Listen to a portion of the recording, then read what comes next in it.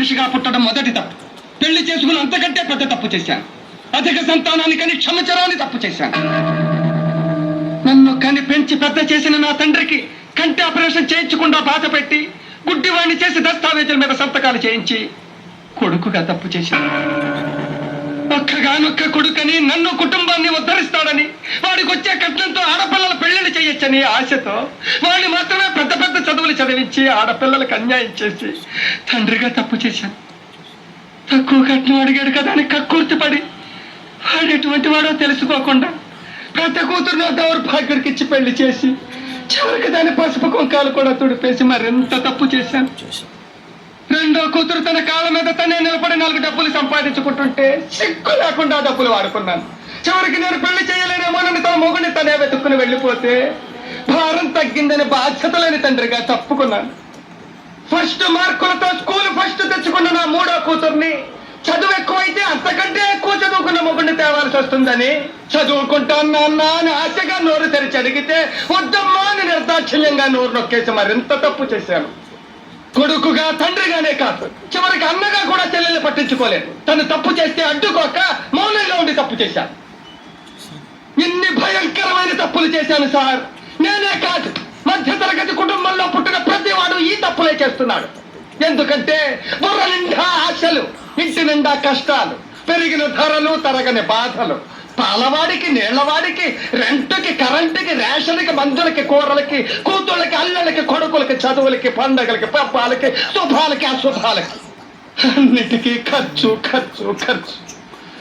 తెల్లవారితే సమస్య, నోరు విప్పితే డబ్బు, అడుగు వేస్తే అప్పు. అన్నిటికీ సాకు 1వ తారీఖు. అది సర్వరోగ నివారిణి. 1వ తారీఖు అని 30 రోజులు ఎదురు చూస్తాను సార్. చివరికి అది ఇలా వచ్చి అలా వెళ్ళిపోతుంది. వరద బాధితులను ఆదుకోవడానికి హెలికాప్టర్ వచ్చి వెళ్ళిపోయినట్టు.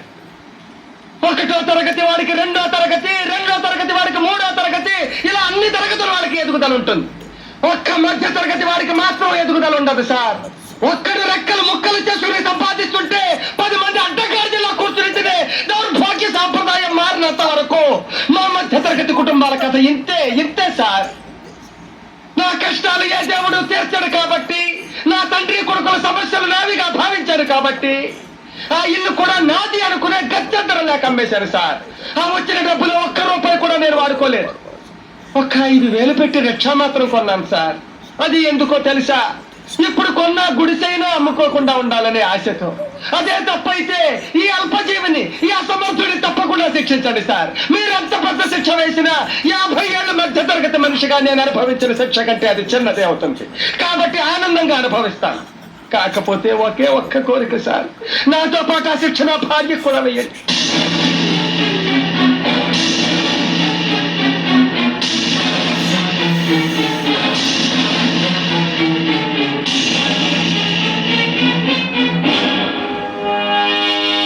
నీ వ్యధ విన్నాక నిజంగా నీ మీద జాలి వేసింది.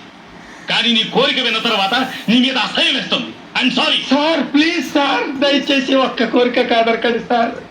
నేను మాత్రమే జైలుకెడితే నా భార్య దిక్కులేందైపోతుంది సార్. దాన్ని ఎవరూ పట్టించుకోరు. ఇన్నేళ్ల సంసార జీవితంలో ఆ పిచ్చిని ఒక్క పూట కూడా కడుపు నిండా అన్నం తినలేదు సార్.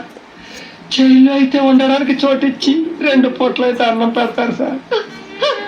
దాని మెడలో నేను 3 ముళ్ళు వేసినప్పుడు కష్ట సుఖాల్లో జీవితాంతం తోడుగా ఉంటానని అగ్ని సాక్షిగా ప్రమాణం చేశాను. కానీ ఇన్నాళ్ళు నా కష్టాలన్నిటికీ అది తోడుగా ఉంది సార్.